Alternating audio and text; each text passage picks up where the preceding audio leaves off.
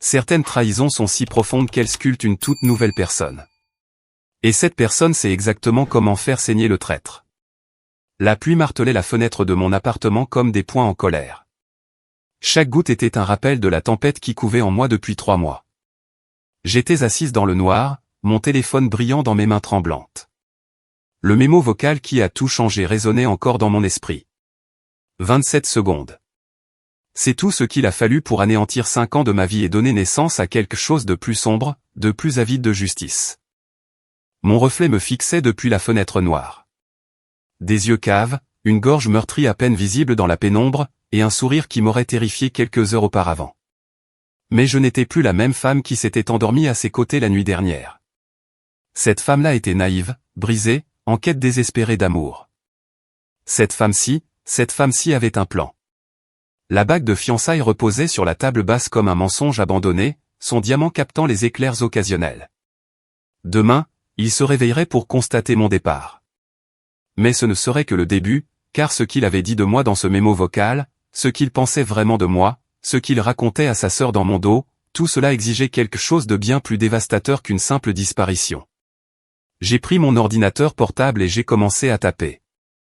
Le premier courriel partirait à 9 heures précises. Le second à midi. Le soir, tout le monde saurait qui était vraiment Blake Hernandez. Et quand j'en aurais fini, il comprendrait que certaines femmes ne se brisent pas seulement. Elles deviennent incassables et infiniment plus dangereuses. Le tonnerre a grondé au-dessus de ma tête tandis que je souriais dans l'obscurité. Il n'avait aucune idée de ce qui l'attendait. Avant de continuer, veuillez écrire en commentaire depuis quel pays vous regardez cette vidéo. Nous aimons savoir d'où notre famille mondiale nous écoute. Et si c'est votre première fois sur cette chaîne, veuillez vous abonner. Votre soutien nous aide à vous proposer encore plus de récits de vengeance épiques. Bonne écoute. 6 mois plus tôt, je pensais vivre un conte de fées. Tu vas adorer cet endroit, Aria, a dit Blake, son bras enroulé autour de ma taille alors que nous nous tenions sur le seuil de ce qui allait devenir notre appartement commun sur Riverside Drive. Le soleil du matin entrait à flot par des baies vitrées allant du sol au plafond, peignant tout d'une lumière dorée, notre premier vrai foyer ensemble. Je me suis penché contre sa chaleur, respirant son parfum familier, bois de santal et quelque chose qui n'appartenait qu'à lui. Après 3 ans de relation à distance pendant qu'il terminait son MBA à Columbia, nous allions enfin être dans la même ville, le même foyer. C'est parfait, ai-je murmuré, et je le pensais. Les parquets brillaient. La cuisine avait des comptoirs en granit qui reflétaient magnifiquement la lumière, et la chambre avait une vue sur la rivière Hudson qui me coupait le souffle. Blake m'a fait tourner, ses yeux verts pétillants de la même excitation que je sentais bouillonner dans ma poitrine. Parfait pour ma fille parfaite, a-t-il dit en pressant son front contre le mien. Je n'arrive pas à croire que nous le faisons enfin. Moi non plus. Après des années d'appels vidéo, de visites le week-end et de décompte des jours jusqu'à ce que nous puissions être ensemble, il semblait surréaliste de se trouver dans notre appartement, notre espace, notre avenir. Le premier mois a été tout ce dont j'avais rêvé. Blake me surprenait avec un café au lit, ses cheveux sombres encore en désordre après la nuit, ce sourire en coin qui m'avait fait tomber amoureuse de lui à l'université s'étalant sur son visage. Nous cuisinions le dîner ensemble, ses mains guidant les miennes alors qu'il m'apprenait à faire la sauce pour pâtes de sa grand-mère. Nous nous endormions enlacés sur le canapé en regardant de vieux films, et je me réveillais avec sa veste drapée sur mes épaules. Je t'aime, Aria Sébastien, me chuchotait-il dans les cheveux pendant ces moments calmes, et mon cœur s'emballait comme si c'était la première fois qu'il le disait. Mais les contes de fées, j'ai appris, ont une façon de révéler leur vraie nature quand on n'y prête pas attention. Les changements ont commencé doucement, si doucement que je me suis convaincu que je les imaginais. Tu portes ça pour dîner, a demandé Blake un soir alors que j'émergeais de la chambre dans une robe d'été que j'avais toujours aimée. Jaune avec de minuscules fleurs blanches, quelque chose qui me faisait me sentir lumineuse et heureuse. J'ai baissé les yeux sur moi-même, soudainement mal à l'aise. Qu'est-ce qui ne va pas avec ? Rien ne va pas, a-t-il dit rapidement. Mais ses yeux se sont attardés sur la robe avec quelque chose qui ressemblait à de la déception. C'est juste que nous allons au Méridien. C'est un endroit chic. Peut-être quelque chose d'un peu plus sophistiqué. Je me suis changé pour une robe de cocktail noire, le genre qui me donnait l'impression de jouer à me déguiser dans la vie de quelqu'un d'autre. Mais le visage de Blake s'est illuminé quand il m'a vu, et il m'a attiré près de lui pour un baiser qui avait le goût de l'approbation. Voilà ma belle fiancée, a-t-il murmuré contre mes lèvres, et les mots me donnaient encore des frissons. Il m'avait demandé en mariage juste 2 semaines après notre emménagement, sur le toit de notre immeuble sous un dé d'étoiles. La bague était tout ce dont j'avais rêvé, un solitaire classique qui captait la lumière et projetait des arcs-en-ciel sur les murs. Au dîner, il a commandé pour nous deux sans me demander ce que je voulais. Quand je l'ai mentionné plus tard, il a ri et a dit qu'il essayait juste de prendre soin de moi. Tu mets toujours une éternité à te décider de toute façon, a-t-il dit en me serrant la main par-dessus la table. Je sais ce que tu aimes. Mais il avait commandé du saumon, et je détestais le saumon. Je l'ai mangé quand même, souriant et hochant la tête pendant qu'il parlait de son nouveau travail à la société d'investissement, des clients qui l'impressionnaient, de l'avenir qu'il construisait pour nous. Les commentaires sur mon apparence sont devenus plus fréquents. Mes cheveux étaient trop longs, puis trop courts quand je les ai coupés. Mon maquillage était trop voyant pour la journée, trop discret pour le soir. Les vêtements que j'avais portés avec confiance pendant des années semblaient soudainement inappropriés à ses yeux. Trop décontractés, trop formels, trop vifs, trop ennuyeux. J'essaie juste de t'aider à te montrer sous ton meilleur jour, disait-il quand je devenais silencieuse après ses suggestions. Tu es si belle, Aria. Je veux que tout le monde voie ce que je vois. Mais je commençais à me demander ce qu'il voyait exactement quand il me regardait. La première fois qu'il a haussé la voix, j'ai été si choqué que j'ai reculé d'un pas. Tu es sérieuse, là, a-t-il lancé, le visage rouge en fixant le relevé de carte de crédit dans sa main. 200 $ chez Target. Qu'est-ce que tu as bien pu acheter? Des courses, ai-je dit, ma voix plus faible que je ne l'aurais voulu. Et quelques trucs pour l'appartement. Des serviettes. Mais nous avons déjà des serviettes, Aria. Nous n'avons pas besoin de gaspiller de l'argent pour des choses dont nous n'avons pas besoin. Il a jeté le relevé sur le comptoir et j'ai tressailli au bruit. Je me tue au travail pour construire quelque chose ici et toi, tu jettes l'argent par les fenêtres. Je suis désolé, ai-je dit automatiquement, sans trop savoir pourquoi je m'excusais. Je n'ai pas réfléchi. C'est ça le problème, a-t-il dit. Mais sa voix était plus douce maintenant, et il a pris mes mains. Tu ne penses pas à comment ces choses nous affectent notre avenir. Ses pouces dessinaient des cercles sur mes paumes, et je me suis senti me détendre malgré le nœud dans mon estomac. Je ne suis pas en colère contre toi, bébé. Je suis juste stressé par l'argent. Tu comprends, n'est-ce pas? J'ai hoché la tête parce que je comprenais. Il travaillait de longues heures pour faire ses preuves à la société. La pression le rongeait. Ce n'était pas vraiment une question d'argent. C'était une question de stress. Mais la semaine suivante, quand j'ai fait les courses en espèces avec mon propre compte, il a quand même trouvé quelque chose à critiquer. Le pain n'était pas de la bonne marque. Le lait était trop cher.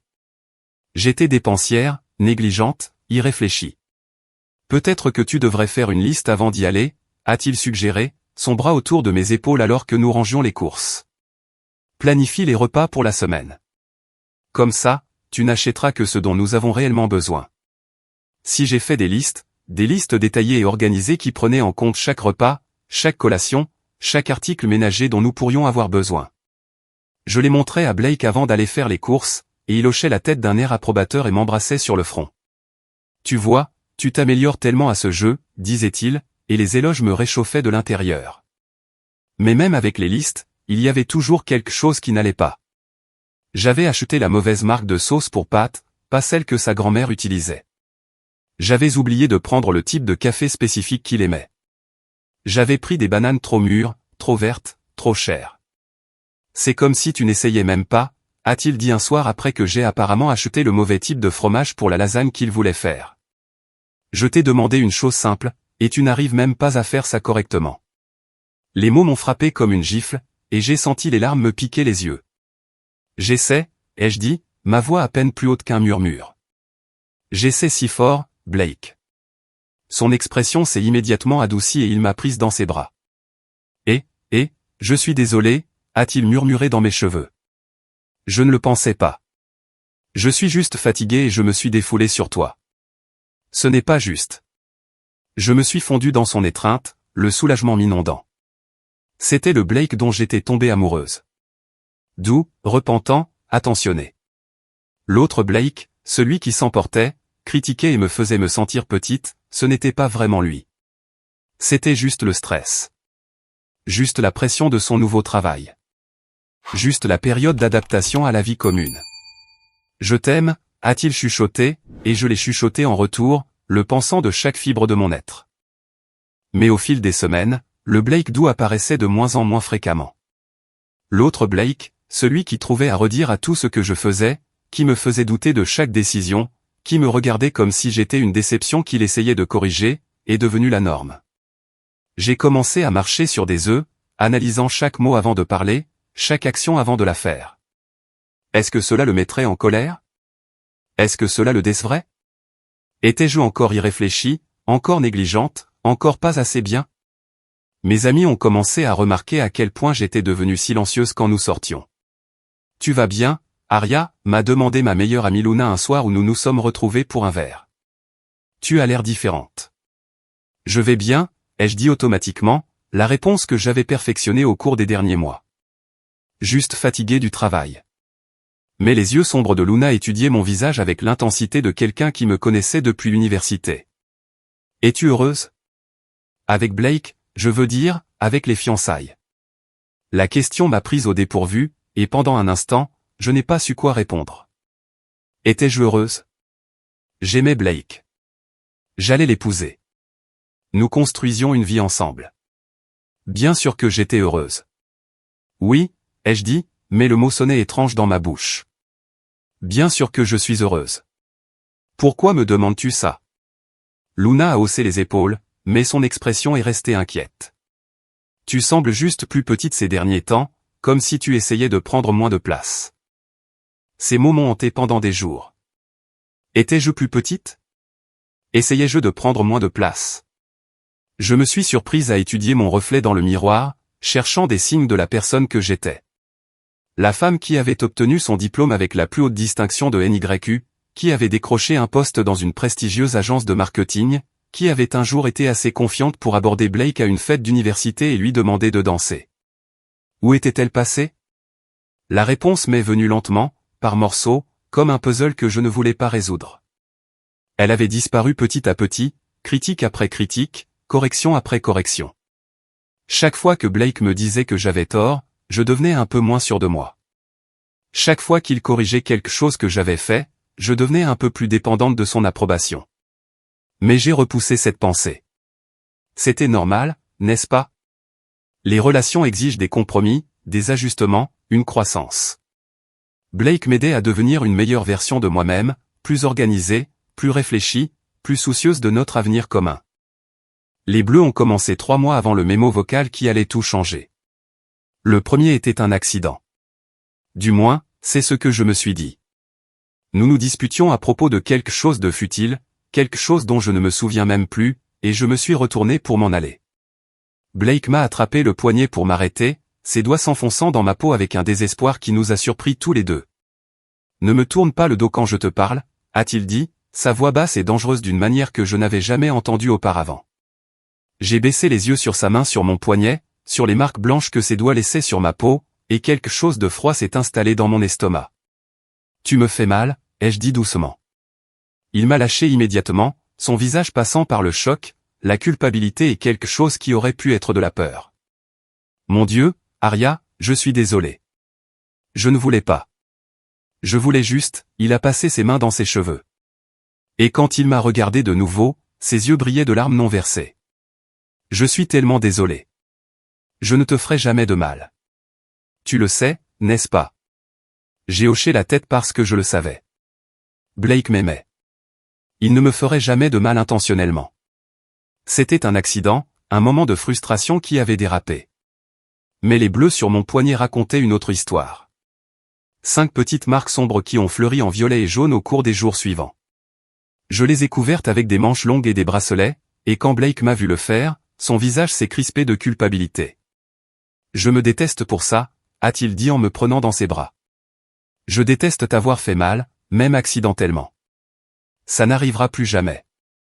Je te le promets. » Et je l'ai cru, parce que l'alternative, que l'homme que j'aimais, l'homme que j'allais épouser m'avait fait mal exprès, était trop terrible à envisager. Mais les promesses, j'ai appris, sont plus faciles à faire qu'à tenir. La deuxième fois, il a dit que je l'avais provoqué. Je l'avais harcelé pour qu'il aide à faire la vaisselle. Et quand je l'ai suivi dans le salon pour continuer la conversation, il s'est retourné si vite que son coude m'a heurté aux côtes. Peut-être que si tu ne me suivais pas partout comme un chiot perdu, ces choses n'arriveraient pas, a-t-il dit. Mais sa voix était douce, presque triste. J'ai besoin d'espace pour respirer, Aria. Quand tu m'étouffes comme ça, je deviens claustrophobe. Alors, j'ai appris à lui donner de l'espace. J'ai appris à laisser les disputes mourir plutôt que de le suivre quand il s'en allait. J'ai appris à ravaler mes mots, à mordre ma langue, à me faire plus petite et plus silencieuse et moins susceptible de le provoquer. La troisième fois, il n'y a eu aucune excuse, aucun accident, aucune provocation, aucune explication qui ait du sens. J'avais simplement été en désaccord avec lui sur quelque chose, à savoir s'il fallait aller à la fête de Noël de son entreprise ou passer la soirée avec ma famille. Et il m'a giflé du revers de la main si rapidement que je ne l'ai pas vu venir. Le son a résonné dans notre appartement comme un coup de feu, et nous nous sommes tous les deux figés, nous regardant en état de choc. Ma joue brûlait et je pouvais sentir le bout du sang là où mes dents avaient coupé ma lèvre. « Aria » a-t-il soufflé en tendant la main vers moi, mais j'ai reculé instinctivement. « Ne fais pas ça » ai-je dit, ma voix tremblante. « Ne me touche pas, bébé, s'il te plaît, je ne voulais pas, tu m'as frappé. » Les mots semblaient surréalistes sortant de ma bouche. « Tu m'as frappé, Blake. » Son visage s'est décomposé et il s'est affaissé sur le canapé comme si ses jambes ne pouvaient plus le soutenir. « Je sais, » a-t-il murmuré. « Je sais et je me déteste pour ça. Je ne sais pas ce qui ne va pas chez moi. Le stress au travail, la pression, ça me rend fou. » Il a levé les yeux vers moi avec ses yeux verts que j'avais autrefois trouvés beaux, et maintenant ils étaient remplis de larmes et de désespoir et de quelque chose qui ressemblait à un remords sincère. « Je vais chercher de l'aide, » a-t-il dit. « Je vais parler à quelqu'un, trouver comment mieux gérer le stress. Ce n'est pas qui je suis, Aria. Tu sais que ce n'est pas qui je suis. Et je voulais le croire. Mon Dieu, comme je voulais le croire, parce que si ce n'était pas qui il était, alors peut-être que nous pourrions arranger ça. Peut-être que nous pourrions redevenir le couple qui cuisinait ensemble et s'endormait en regardant des films et se chuchotait « Je t'aime » dans le noir. « D'accord » ai-je dit finalement. Et son visage s'est inondé de soulagement. « D'accord, cherche de l'aide » ai-je dit. « Parle à quelqu'un et si jamais tu me frappes encore, je ne le ferai pas » a-t-il dit rapidement. « Je te le jure, Aria, je ne lèverai plus jamais la main sur toi. » Mais même pendant qu'il le disait, même pendant que je hochais la tête et le laissais me prendre dans ses bras, une petite voix au fond de mon esprit murmurait que les promesses des hommes qui frappent les femmes qu'ils prétendent aimer ne valent pas le souffle avec lequel elles sont prononcées. J'aurais dû écouter cette voix. J'aurais dû faire mes valises cette nuit-là et ne jamais regarder en arrière. Si j'étais resté. Je suis resté parce que je l'aimais. Je suis resté parce que je croyais qu'il pouvait changer. Je suis resté parce que partir, c'était comme admettre que les 5 dernières années de ma vie avaient été un mensonge, et je n'étais pas prête à affronter cette vérité. Mais la vérité a une façon de se révéler, que vous soyez prête ou non. Et 3 mois plus tard, elle arriverait sous la forme d'un mémo vocal que Blake n'avait jamais eu l'intention que j'entende. La nuit qui a tout changé a commencé comme n'importe quelle autre. Blake travaillait tard de nouveau. Ou du moins, c'est ce qu'il m'a dit. J'avais arrêté de poser trop de questions sur son emploi du temps des mois auparavant, après qu'il m'ait reproché d'être collante et méfiante. J'étais recroquevillé sur notre canapé, une tasse de tisane à la camomille refroidissant sur la table basse à côté de moi, essayant de me concentrer sur le livre sur mes genoux. Mais les mots ne cessaient de se brouiller, mon esprit vagabondant vers la conversation que nous avions eue ce matin-là. « Je risque d'être en retard ce soir », avait dit Blake en ajustant sa cravate dans le miroir du couloir. La lumière du matin attrapait la ligne nette de sa mâchoire, et pendant un instant, il ressemblait à l'homme dont j'étais tombée amoureuse à l'université. Grosse présentation demain. L'équipe veut la répéter une dernière fois.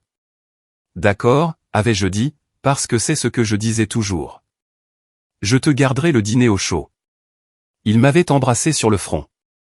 Une pression brève et distraite des lèvres qui ressemblait plus à une habitude qu'à de l'affection. Ne m'attends pas. Ça pourrait finir très tard. Alors, je n'avais pas attendu. J'avais dîné seul, nettoyé la cuisine seul et m'étais installé avec mon livre seul. Le silence dans notre appartement semblait lourd, oppressant d'une manière qu'il n'avait jamais été. Il fut un temps où j'appréciais les soirées tranquilles seul. Mais maintenant, elle me rappelait simplement à quel point j'étais devenu isolé. Mon téléphone a vibré sur le coussin à côté de moi, et j'y ai jeté un coup d'œil, m'attendant à voir un message de Blake. Au lieu de cela, c'était une notification pour un mémo vocal de Blake. Mon cœur a fait un petit bond de joie. Peut-être qu'il pensait à moi après tout. Peut-être qu'il m'avait envoyé un message doux pour égayer ma soirée, comme il le faisait quand nous étions à distance. J'ai pris le téléphone et j'ai appuyé sur lecture sans vraiment regarder les détails. La voix de Blake a rempli l'appartement silencieux. Mais quelque chose n'allait pas immédiatement. Il semblait différent, détendu d'une manière qu'il n'était plus jamais avec moi. Sa voix portait la chaleur facile dont je me souvenais de nos débuts ensemble. « Salut, Meredith » a-t-il dit, et mon sang s'est glacé. Meredith, sa sœur. Ce n'était pas pour moi. J'aurais dû arrêter d'écouter. J'aurais dû raccrocher immédiatement et faire comme si je ne l'avais jamais entendu. Mais quelque chose dans son ton, quelque chose de décontracté et de non gardé, m'a maintenu figé sur place. Alors, j'ai réfléchi à ce que tu as dit la semaine dernière, a poursuivi Blake. Et je pouvais entendre le bruit de la circulation en arrière-plan. Il marchait quelque part, probablement de son bureau au bar où il retrouvait ses collègues. À propos d'Aria, je veux dire. Mon nom sur ses lèvres a fait se contracter mon estomac. Qu'est-ce que Meredith avait dit de moi? De quoi avait-il discuté? Tu as raison, a dit Blake, et sa voix portait une note de résignation qui a fait trembler mes mains. Elle n'est pas celle que je pensais qu'elle était quand je l'ai demandée en mariage. Bon sang, elle n'est pas celle que je pensais qu'elle était quand nous avons emménagé ensemble. Le livre a glissé de mes doigts engourdis et a heurté le sol avec un bruit sourd.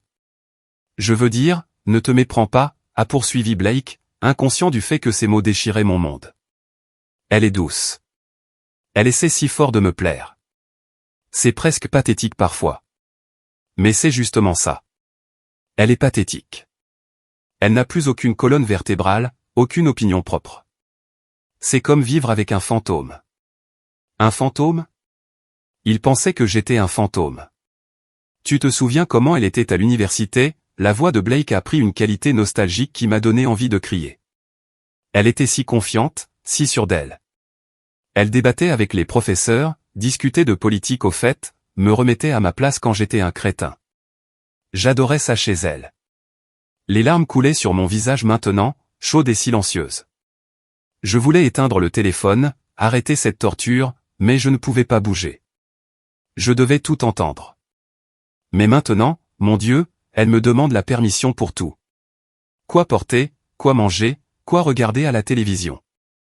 Elle s'est transformée en cette parfaite petite femme au foyer qui n'est jamais en désaccord avec moi sur quoi que ce soit. Et le pire, c'est que je pense que c'est moi qui lui ai fait ça. Il y a eu une pause, et je l'ai entendu soupirer lourdement. Je sais que j'ai été difficile ces derniers temps. Le stress au travail, la pression de réussir, je me suis défoulé sur elle et elle encaisse tout. Elle s'excuse pour des choses qui ne sont pas de sa faute. Marche sur des œufs autour de moi. Tressaille quand je bouge trop vite. Bon sang, je la fais tressaillir, Meredith. Quel genre d'homme ça fait de moi? Le genre qui frappe les femmes, ai-je pensé amèrement. Le genre qui les brise morceau par morceau jusqu'à ce qu'elles ne soient plus que des ombres de ce qu'elles étaient.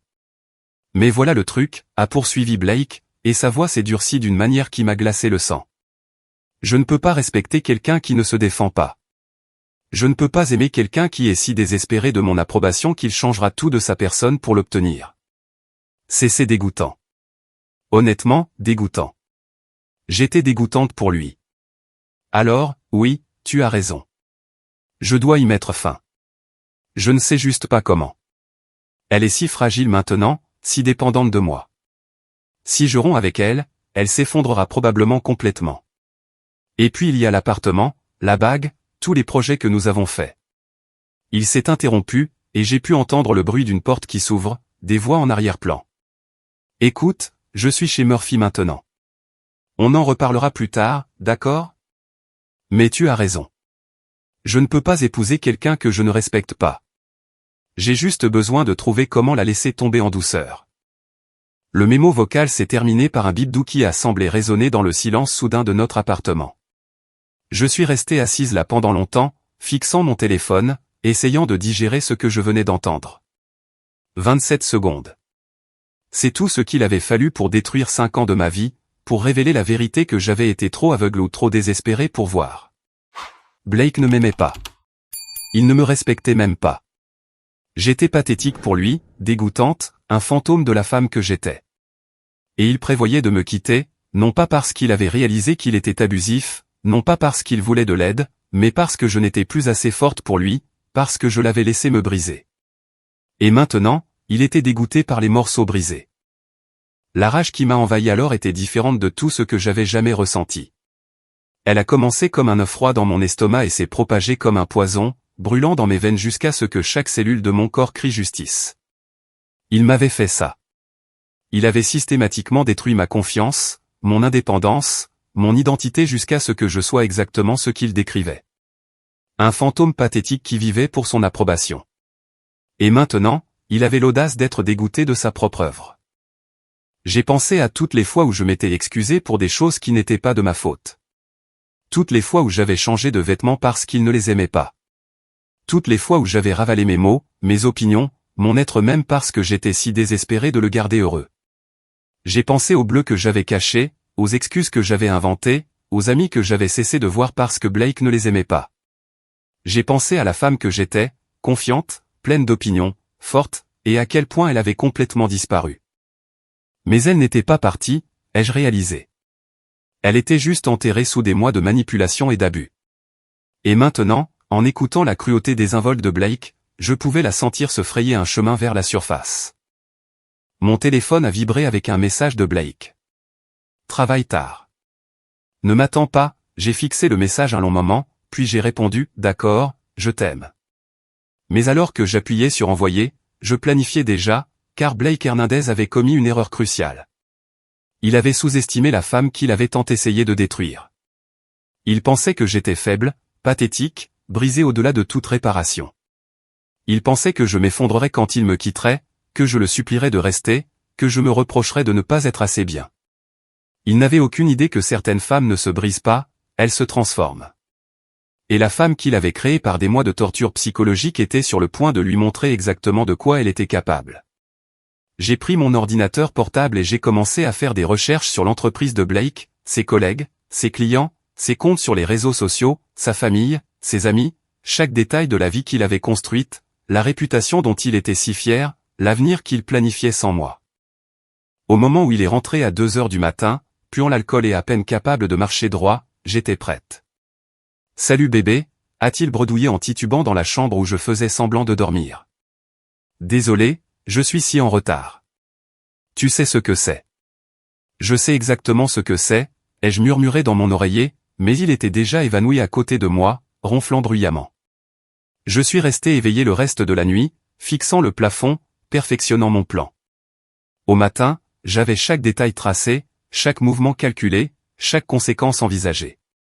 Blake Hernandez pensait me connaître, pensait m'avoir réduite à quelque chose de gérable et de jetable. Il était sur le point d'apprendre à quel point il avait tort. Je me suis réveillé avant l'aube, mon corps se mouvant avec une détermination que je n'avais pas ressentie depuis des mois. Blake était toujours inconscient à côté de moi, son visage relâché par le sommeil et l'alcool, complètement ignorant que la femme allongée à côté de lui n'était plus la créature brisée qu'il prévoyait de rejeter. La première étape était la plus difficile. Partir. Non pas parce qu'il me manquerait. Mon Dieu, non. Mais parce que partir signifiait reconnaître que les 5 dernières années de ma vie avaient été construites sur une fondation de mensonges et de manipulation. Cela signifiait admettre que je m'étais perdu si complètement que j'étais devenu méconnaissable, même pour moi. Mais alors que je me déplaçais silencieusement dans notre appartement, rassemblant les quelques affaires qui étaient vraiment les miennes, j'ai ressenti quelque chose que je n'avais pas connu depuis des mois. La clarté. J'ai voyagé léger. Une valise avec assez de vêtements pour une semaine, mon ordinateur portable, des documents importants et la petite boîte à bijoux que ma grand-mère m'avait laissée, la seule chose dans cet appartement que Blake n'avait jamais critiqué ou essayé de changer. Tout le reste pouvait rester. Les meubles que nous avions choisis ensemble, les gadgets de cuisine qu'il avait insisté pour que nous ayons, la bague de fiançailles qui avait un jour représenté mes rêves, tout était souillé maintenant, contaminé par la vérité de ce qu'était réellement notre relation. J'ai laissé la bague sur sa table de chevet, là où il la verrait immédiatement en se réveillant. Pas de mots, pas d'explication, juste le solitaire en diamant qui m'avait un jour fait me sentir choisi, spécial, aimé. Maintenant, il ressemblait à ce qu'il avait toujours été, un beau mensonge. Mes mains étaient stables quand j'ai appelé un taxi, ma voix calme quand j'ai donné au chauffeur l'adresse de l'hôtel de long séjour que j'avais réservé en ligne. J'avais payé pour un mois à l'avance en utilisant la carte de crédit que Blake ne connaissait pas. Celle que j'avais ouverte secrètement après qu'il ait commencé à surveiller si étroitement notre compte joint. L'ancienne Aria se serait sentie coupable de la supercherie. Cette Aria ne ressentait que de la satisfaction. Alors que le taxi s'éloignait de Riverside Drive, je me suis permis un dernier regard sur l'immeuble qui avait été ma prison pendant l'année écoulée. Blake dormait probablement encore pour cuver sa gueule de bois, ignorant béatement que sa pathétique fiancée venait de quitter sa vie pour toujours. Mais partir n'était que le début. La chambre d'hôtel était petite mais propre, avec une vue sur la ville qui me rappelait les possibilités plutôt que les limitations. J'ai installé mon ordinateur portable sur le petit bureau et j'ai commencé la phase 2 de mon plan, la recherche.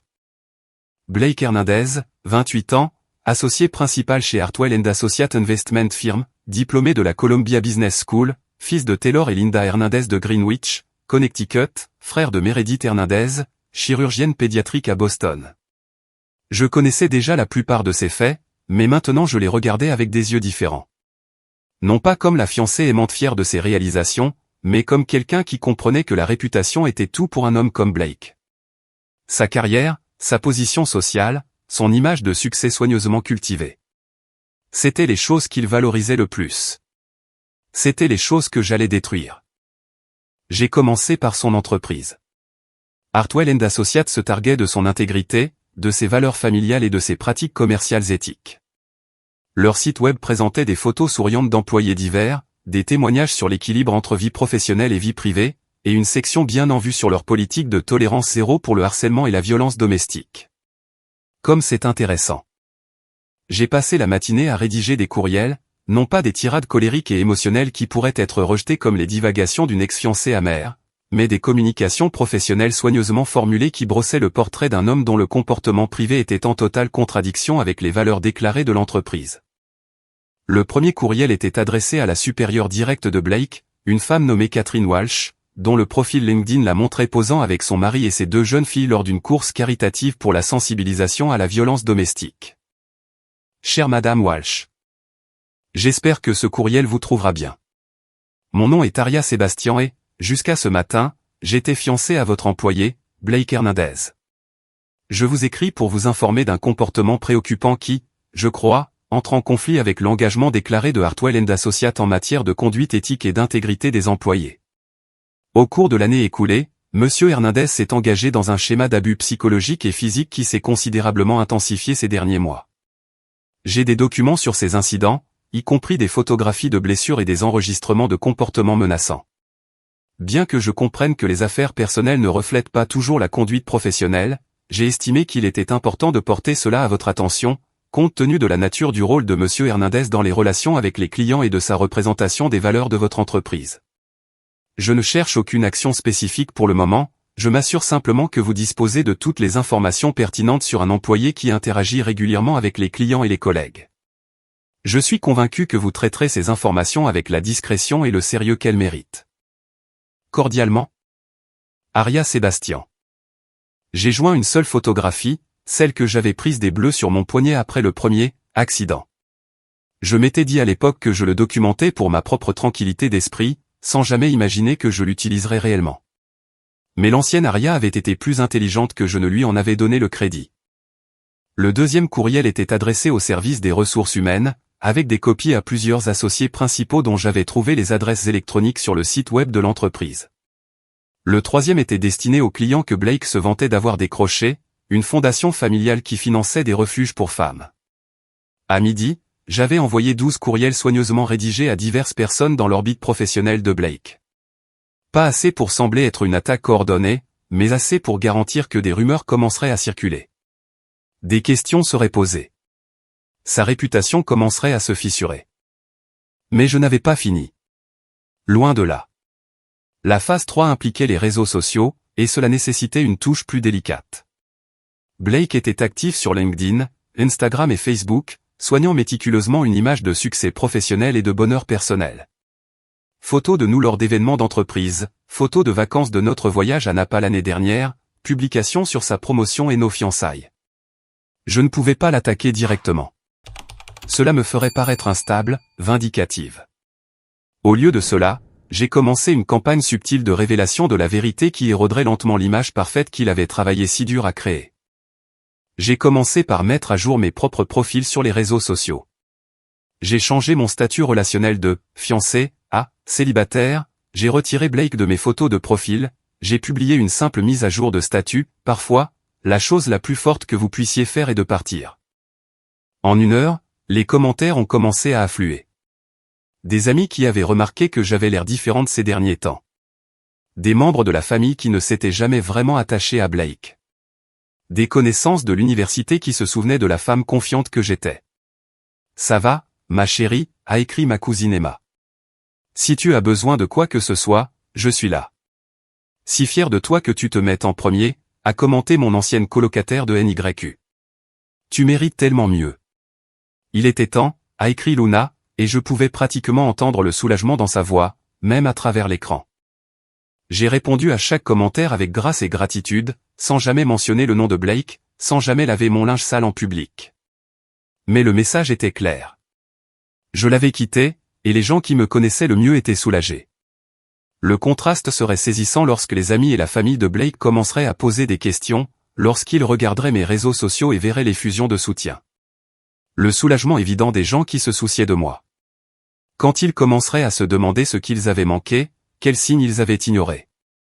Le soir, mon téléphone bourdonnait constamment d'appels et de messages de personnes qui avaient vu mes publications. J'ai répondu à certains, ignoré d'autres, et j'ai soigneusement élaboré mes réponses pour brosser le portrait d'une femme qui avait trouvé la force de quitter une mauvaise situation. « Je vais bien », ai-je dit à ma sœur quand elle a appelé, sa voix tendue d'inquiétude. « En fait, je vais mieux que je ne l'ai été depuis longtemps. »« Qu'est-ce qui s'est passé, Aria ? Tu avais l'air si heureuse avec lui. »« Je pensais l'être, » ai-je dit, et pour la première fois, j'ai laissé une note de tristesse se glisser dans ma voix. Mais parfois, nous confondons le contrôle avec l'amour.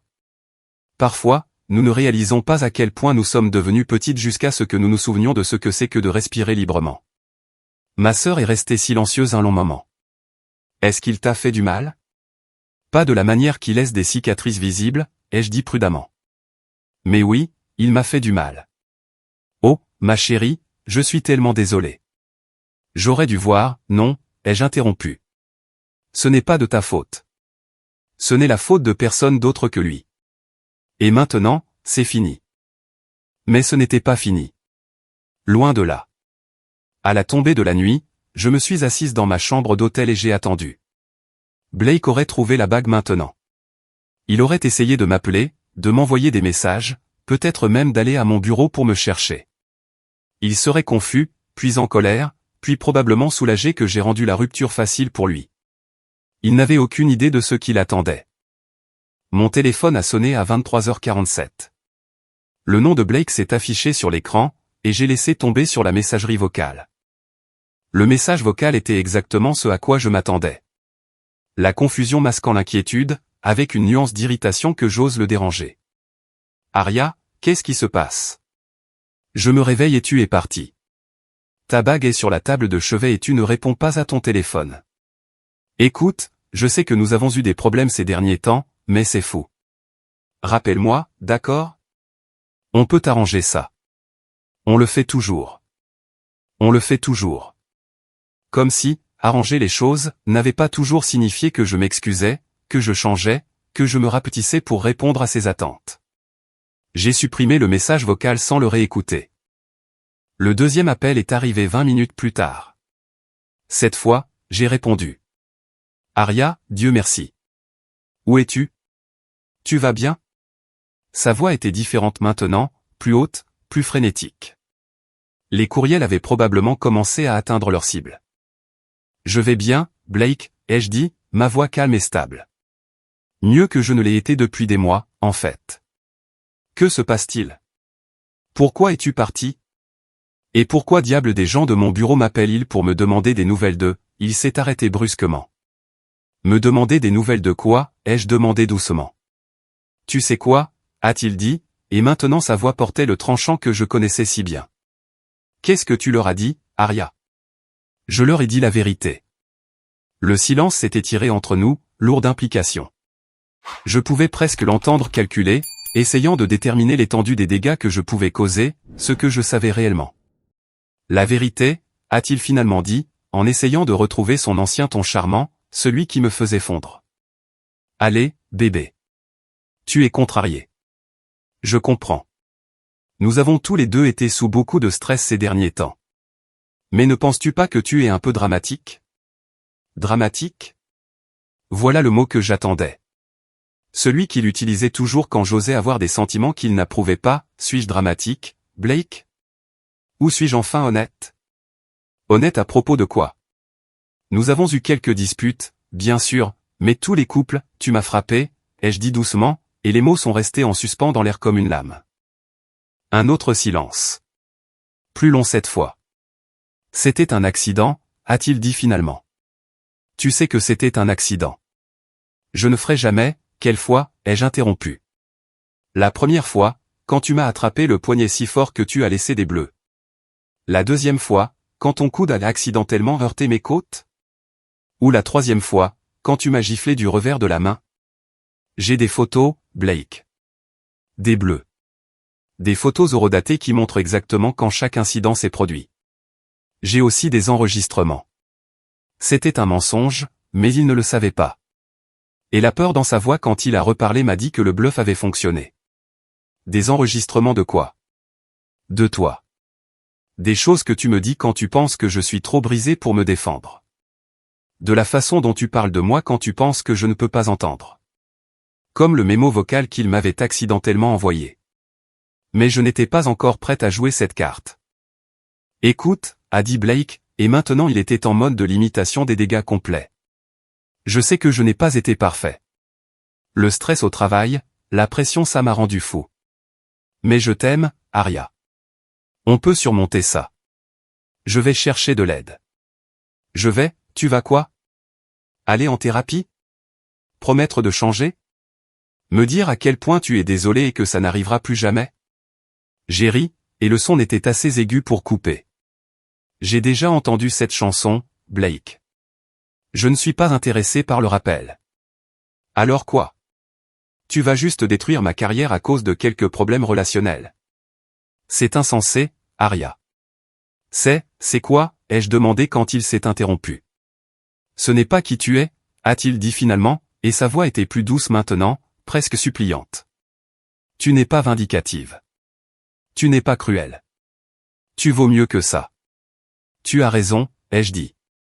La femme avec qui tu as vécu pendant l'année écoulée n'est ni vindicative ni cruelle. Elle est pathétique et désespérée et si brisée qu'elle dégoûte même l'homme qui prétend l'aimer. J'ai entendu son inspiration brusque et j'ai su qu'il se souvenait du mémo vocal, se demandant si je l'avais entendu d'une manière ou d'une autre. Mais voilà le truc, Blake, ai-je continué. Cette femme n'est pas qui je suis vraiment. Elle est ce que tu as fait de moi. Et maintenant que je me souviens de qui je suis réellement, je trouve que je suis très intéressé à m'assurer que tu subisses quelques conséquences pour ce que tu as fait. Arya, s'il te plaît, bonne nuit, Blake. Oh, et ne prends pas la peine d'essayer de me trouver. Je suis quelque part où tu ne penseras jamais à chercher. Quelque part en sécurité où je peux penser clairement pour la première fois depuis des mois. J'ai raccroché avant qu'il ne puisse répondre et j'ai immédiatement bloqué son numéro. Puis j'ai ouvert mon ordinateur portable et j'ai commencé la phase 4. Le lendemain matin a apporté exactement ce que j'avais espéré. Le chaos. Je me suis réveillé avec 17 appels manqués de divers numéros de téléphone de Blake, son portable, sa ligne de bureau, même le téléphone de la maison de ses parents. Il avait clairement été assez désespéré pour impliquer sa famille, ce qui signifiait que la panique s'installait. Mais plus important encore, mes graines soigneusement plantées commençaient à germer. Le premier signe est venu sous la forme d'une notification LinkedIn. Blake avait été identifié dans une publication par quelqu'un de son entreprise, une photo de groupe d'un événement de team building avec la légende, célébration de nos incroyables collègues qui incarnent les valeurs de Hartwell au quotidien. Mais le visage de Blake avait été visiblement coupé de l'image. Subtil, mais révélateur. Je me suis fait un café dans la petite kitchenette de l'hôtel et je me suis installé pour regarder le spectacle se dérouler. À 10 heures du matin, Blake avait créé un nouveau numéro de téléphone et m'appelait avec celui-ci. J'ai laissé tomber sur la messagerie vocale, puis j'ai écouté ces messages de plus en plus frénétiques. Aria, je sais que tu reçois ces messages. Catherine Walsh m'a appelé dans son bureau ce matin. Ils me mettent en congé administratif en attendant une enquête. Une enquête, Aria? Comprends-tu ce que cela signifie pour ma carrière? Je comprenais parfaitement. Cela signifiait que tout se déroulait comme prévu. Le message suivant était plus en colère. C'est insensé. Tu ne peux pas simplement détruire la vie de quelqu'un parce que tu es contrarié par une rupture. J'ai des droits, Aria. J'ai une réputation à protéger. L'ironie était délicieuse. Blake Hernandez, qui avait passé des mois à détruire systématiquement mon estime de moi, était outré que quelqu'un puisse nuire à sa réputation. Mais le troisième message était différent. Sa voix était plus petite, plus vulnérable, et pendant un instant, il ressemblait à l'homme dont j'étais tombée amoureuse à l'université. S'il te plaît, Aria. Je sais que j'ai merdé. Je sais que je t'ai fait du mal. Et je suis désolé. Je suis tellement désolé. Mais ça va ruiner tout ce pourquoi j'ai travaillé. Ne pouvons-nous pas simplement parler? Ne pouvons-nous pas régler ça comme des adultes? Comme des adultes. Comme si frapper sa fiancée était un comportement d'adulte.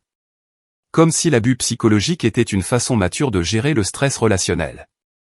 J'ai supprimé les messages et j'ai vérifié mes courriels. Les réponses étaient meilleures que je n'osais l'espérer. Catherine Walsh m'avait répondu personnellement, me remerciant d'avoir porté l'affaire à leur attention et m'assurant que Hartwell & Associates prenait de telles allégations très au sérieux. Le service des ressources humaines avait envoyé un accusé de réception formelle de ma plainte et une demande pour toute documentation supplémentaire que je pourrais avoir. Mais la réponse la plus satisfaisante est venue de la fondation familiale que Blake courtisait. Leur directrice exécutive, une femme nommée Dr Sarah Martinez, avait écrit un long courriel exprimant son choc et sa déception. Elle avait également mentionné qu'ils réévalueraient leur partenariat potentiel avec M. Hernandez et Hartwell & Associates à la lumière de ces graves allégations. Le client en or de Blake, celui dont il se vantait depuis des mois, lui glissait entre les doigts. J'ai passé la matinée à passer d'autres appels, contactant des amis et des connaissances communs avec des conversations soigneusement élaborées qui brossaient un tableau sans énoncer explicitement les faits. Je voulais juste que tu saches que Blake et moi avons mis fin à nos fiançailles, ai-je dit au colocataire de Blake à l'université, Marcus, qui avait toujours semblé être un type bien. Je vais bien, mais je voulais te contacter parce que je sais que vous êtes proches, et je ne voulais pas que tu sois pris au dépourvu s'il semble différent ces derniers temps. Différent comment, a demandé Marcus, l'inquiétude évidente dans sa voix. Je pense qu'il a été sous beaucoup de pression, ai-je dit prudemment. Stress au travail, peut-être d'autres problèmes. Il n'a pas été lui-même. J'espère juste qu'il obtiendra l'aide dont il a besoin. C'était magistral, vraiment. Je ne faisais pas d'accusations ni ne partageais de détails, j'exprimais simplement mon inquiétude pour le bien-être de Blake d'une manière qui inciterait Marcus à prêter plus d'attention au comportement de son ami. Et quand Blake commencerait inévitablement à fulminer contre sa folle ex-fiancée qui essayait de ruiner sa vie, Marcus se souviendrait de cette conversation et se demanderait ce qu'il avait manqué. J'ai eu des conversations similaires avec 3 autres amis communs, chacune soigneusement calibrée pour semer les graines du doute sans franchir la ligne de la manipulation évidente. L'après-midi, la réponse sur les réseaux sociaux devenait impossible à ignorer. Ma simple publication sur le fait de partir avait généré plus de 200 commentaires et partages, avec des amis et des membres de la famille partageant leurs propres histoires de relations toxiques quittées. L'effusion de soutien était authentique et écrasante, et elle contrastait vivement avec la présence en ligne de Blake, qui était devenue complètement silencieuse. Ce silence était révélateur. Blake était généralement actif sur les réseaux sociaux, publiant sur ses réussites professionnelles, partageant des articles sur les stratégies d'investissement, maintenant son image de succès soigneusement entretenue. Mais aujourd'hui, rien. Il était probablement trop occupé à gérer les retombées pour s'inquiéter de sa personnalité en ligne. Ou peut-être que ses avocats lui avaient conseillé de rester silencieux. Cette pensée m'a fait sourire. Si Blake avait déjà pris un avocat, cela signifiait qu'il comprenait la gravité de sa situation. Qu'il avait peur. Bien. Mon téléphone a sonné à 15 heures. Numéro inconnu, mais j'ai reconnu l'indicatif régional. Greenwich, Connecticut. Les parents de Blake. J'ai répondu à la 4e sonnerie. Aria, ma chère, c'est Linda Hernandez. La voix de la mère de Blake était tendue, soigneusement contrôlée d'une manière qui suggérait qu'elle travaillait très dur pour rester polie. J'espère que ça ne te dérange pas que j'appelle.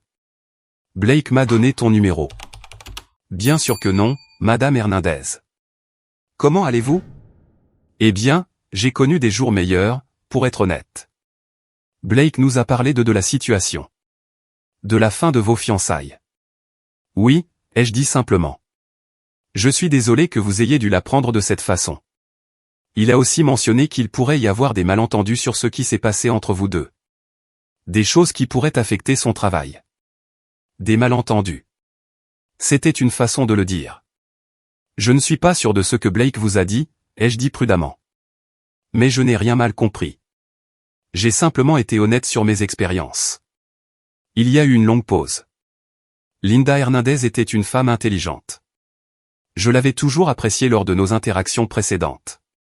Elle avait élevé 2 enfants qui avaient réussi et était mariée à un avocat de premier plan depuis plus de 30 ans. Elle savait lire entre les lignes. Aria, a-t-elle dit finalement, sa voix plus douce maintenant. Mon fils t'a-t-il fait du mal? La question est restée en suspens entre nous, lourde d'implications. Je pouvais mentir, dévier, protéger la relation de Blake avec sa famille. L'ancienne Aria aurait pu faire exactement cela. Mais l'ancienne Aria était partie. Oui, ai-je dit doucement. Il l'a fait. J'ai entendu sa brusque inspiration, suivie d'un long silence. Je suis tellement désolé, a-t-elle murmuré finalement. Je suis tellement désolé. Je n'en avais aucune idée. Il semblait s'il a toujours parlé de toi avec tant d'amour. Je suis sûr qu'il l'a fait, ai-je dit, et je le pensais. Blake m'aimait probablement, à sa manière tordue. Mais l'amour sans respect. L'amour qui venait avec des conditions et des punitions. L'amour qui exigeait que je disparaisse morceau par morceau. Ce n'était pas vraiment de l'amour du tout. Que puis-je faire, a demandé Linda. Comment puis-je aider? La question m'a surprise. Je m'attendais à ce qu'elle défende son fils, qu'elle trouve des excuses, qu'elle essaie de minimiser ce qui s'était passé. Au lieu de cela, elle m'offrait de l'aide. Ne lui trouvez pas d'excuses, ai-je dit. Ne le laissez pas vous convaincre que c'était de ma faute ou que j'exagère ou que c'était juste le stress du travail. Ce qu'il m'a fait, il a choisi de le faire. Et s'il ne fait pas face à de réelles conséquences, il le fera à quelqu'un d'autre. Tu as raison, a-t-elle dit, et sa voix était plus forte maintenant. Tu as absolument raison. Je l'ai élevé mieux que ça. Nous l'avons élevé mieux que ça. Après avoir raccroché, je me suis assise dans ma chambre d'hôtel et j'ai ressenti quelque chose que je n'avais pas connu depuis des mois. La validation. La propre mère de Blake me croyait. Elle ne cherchait pas d'excuses ni n'essayait de le protéger. Elle le tenait pour responsable. C'était plus que ce que j'osais espérer. Mais la journée n'était pas encore terminée. À 18h, mon téléphone a vibré avec un message d'un numéro inconnu. Il faut qu'on parle. Retrouve-moi au Café Luna sur la 42e rue. Dans 1 heure. Viens seul. Meredith. La sœur de Blake. J'ai fixé le message un long moment, pesant mes options. Rencontrer Meredith pouvait être dangereux. Elle pourrait essayer d'aider Blake, de me convaincre de reculer, de trouver un moyen de minimiser les dégâts que je causais. Mais cela pourrait aussi être une opportunité. Meredith était celle à qui Blake avait parlé dans ce mémo vocal. Celle qui avait apparemment accepté qu'il me quitte. Elle savait des choses sur son frère que je ne savais pas, avait vu des facettes de lui qu'il m'avait cachées. Et si j'étais très prudente, très intelligente, je pourrais peut-être transformer la propre sœur de Blake en alliée. J'ai attrapé mon manteau et je me suis dirigé vers la porte.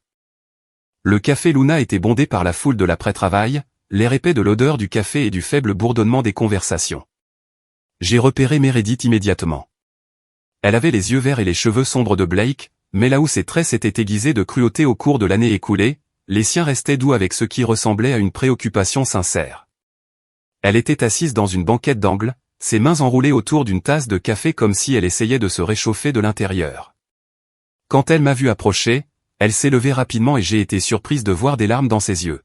« Aria » a-t-elle dit, sa voix épaisse d'émotion. « Merci d'être venue. Je n'étais pas sûr que tu le ferais. » Je me suis glissé dans la banquette en face d'elle, étudiant attentivement son visage. Ton frère t'a envoyé, n'est-ce pas? Pour essayer de me convaincre de reculer. Le rire de Meredith était amer. Blake ne sait pas que je suis ici. S'il le savait, il ne me parlerait probablement plus jamais. Elle a pris une gorgée de son café d'une main tremblante. Je suis venu parce que je te dois des excuses. D'énormes excuses. Ce n'était pas ce à quoi je m'attendais. Je m'étais préparé à la manipulation, aux culpabilisations, aux tentatives de me faire plaindre Blake. Je ne m'étais pas préparé à des excuses. Pourquoi, ai-je demandé prudemment. Pour ne pas avoir parlé plus tôt. Pour ne pas avoir vu ce qui t'arrivait. Elle s'est interrompue, ses yeux se remplissant de nouvelles larmes. Pour l'avoir encouragé à te quitter au lieu de l'encourager à se faire aider. Mon sang s'est glacé. Donc, elle avait fait partie de ces conversations, avait conseillé Blake sur sa relation. Mais ces mots suggéraient quelque chose de différent de ce que j'avais supposé. Que veux-tu dire, ai-je demandé. Meredith a posé sa tasse de café avec des mains tremblantes. Blake m'appelle depuis des mois, se plaignant de toi, de comment tu avais changé, de comment tu n'étais plus la femme dont il était tombé amoureux, de comment tu étais collante et nécessiteuse et, elle a dégluti difficilement. Et pathétique. Chaque mot m'a frappé comme un coup physique, même si je les avais déjà entendus dans le mémo vocal.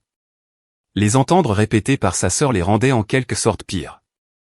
Au début, je lui ai dit que les relations traversent des moments difficiles, a poursuivi Meredith. Que peut-être tu t'adaptais juste à la vie commune, qu'il devait être patient.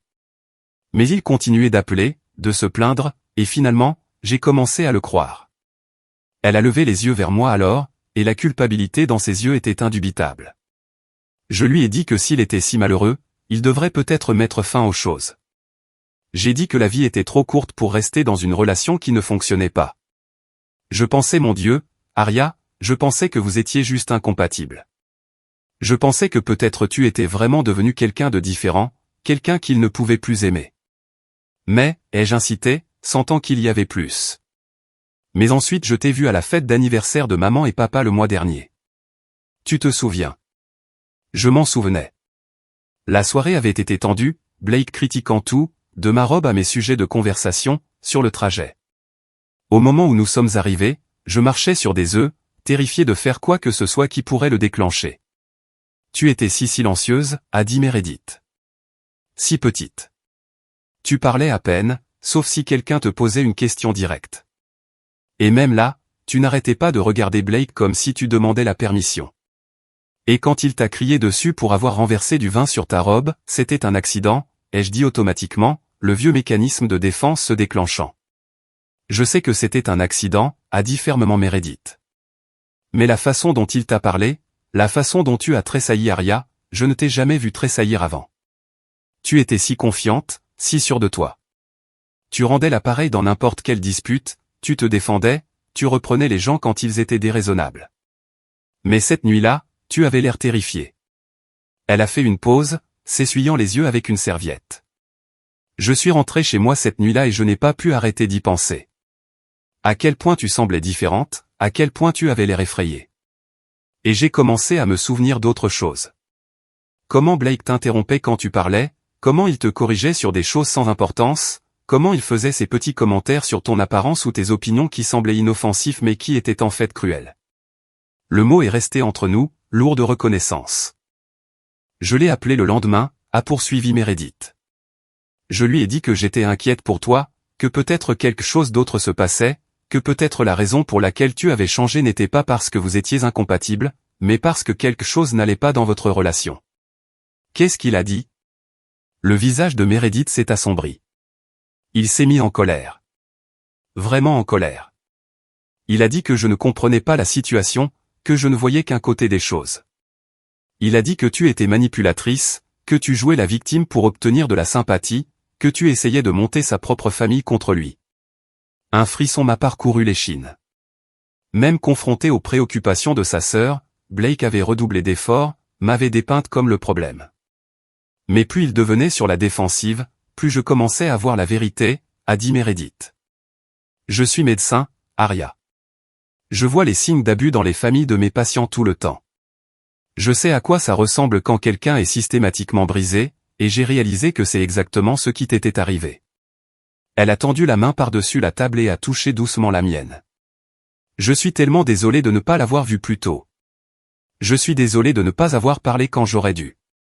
Et je suis désolé de lui avoir jamais dit de te quitter au lieu de lui dire de se faire aider pour ce qui le poussait à te traiter de cette façon. Je l'ai regardé un long moment, digérant ce qu'elle venait de me dire. La propre sœur de Blake avait reconnu les signes d'abus, avait essayé de le confronter à ce sujet, et il avait répondu en me peignant comme manipulatrice et vindicative. Il y a autre chose, ai-je dit doucement. Quelque chose que tu devrais savoir. J'ai sorti mon téléphone et j'ai joué le mémo vocal que Blake m'avait accidentellement envoyé. Le visage de Meredith est devenu blanc en écoutant la cruauté désinvolte de son frère, son dégoût pour ce en quoi il m'avait transformé, ses plans pour me quitter parce que je n'étais plus assez forte pour lui. Quand ça s'est terminé, elle pleurait ouvertement. « Oh mon Dieu !» a-t-elle murmuré. « Oh mon Dieu, Arya, je suis tellement désolée. Je n'avais aucune idée qu'il parlait de toi comme ça. Quand il m'a appelé la semaine dernière, il a fait comme si vous vous éloigniez simplement, comme si c'était une incompatibilité mutuelle. Il ne m'a jamais dit qu'il pensait que tu étais pathétique. Mais tu lui as bien dit qu'il devrait me quitter, ai-je dit, non pas d'un ton accusateur, mais en énonçant un fait. Oui, a-t-elle admis. Mais pas parce que je pensais que tu étais le problème. Je lui ai dit que s'il ne pouvait pas t'aimer et te respecter comme tu le mérites, alors il devrait te laisser partir pour que tu puisses trouver quelqu'un qui le ferait. Je pensais que peut-être s'il partait, tu aurais une chance de guérir, de redevenir toi-même. J'ai étudié son visage, cherchant des signes de tromperie, mais tout ce que j'ai vu était un remords et une colère sincère. Une colère contre son frère pour ce qu'il avait fait et contre elle-même pour ne pas l'avoir arrêté plus tôt. « Pourquoi me dis-tu ça ?» ai-je demandé. « Parce que ce que tu fais, l'exposer, t'assurer qu'il y a des conséquences, c'est exactement ce qui devrait se passer. » Blake a toujours réussi à se sortir d'affaire par le charme, à convaincre les gens que ses problèmes sont la faute de quelqu'un d'autre. Mais cette fois, il ne peut pas. Cette fois, il y a des preuves. Il y a des témoins. Il y a toi, qui refuse d'être réduite au silence. Elle s'est penchée en avant, ses yeux intenses. « Je veux t'aider » a-t-elle dit. « Je veux m'assurer qu'il subit de réelles conséquences pour ce qu'il a fait. Pas seulement perdre son travail, mais comprendre que ses actions ont détruit des vies, qu'il est devenu quelqu'un que nos parents ne l'ont pas élevé à être. » Comment, ai-je demandé. Meredith est restée silencieuse un moment, puis a sorti son propre téléphone. Blake ne le sait pas, mais j'enregistre nos conversations depuis un mois. Depuis que j'ai commencé à soupçonner ce qui se passait réellement. Mon cœur a commencé à battre plus vite. Les enregistrer ? Je suis une déclaratrice obligatoire, a-t-elle expliqué. Quand je soupçonne des abus, je dois les documenter. J'ai commencé à enregistrer nos appels comme preuve au cas où quelque chose t'arriverait. Au cas où tu aurais besoin de preuves de ce qu'il était vraiment. Elle a fait défiler son téléphone et m'a montré une liste de fichiers audio. Chacun daté et étiqueté avec le nom de Blake. Il y a des heures d'enregistrement ici, Arya. Blake parlant de toi, de votre relation, des choses qu'il a faites.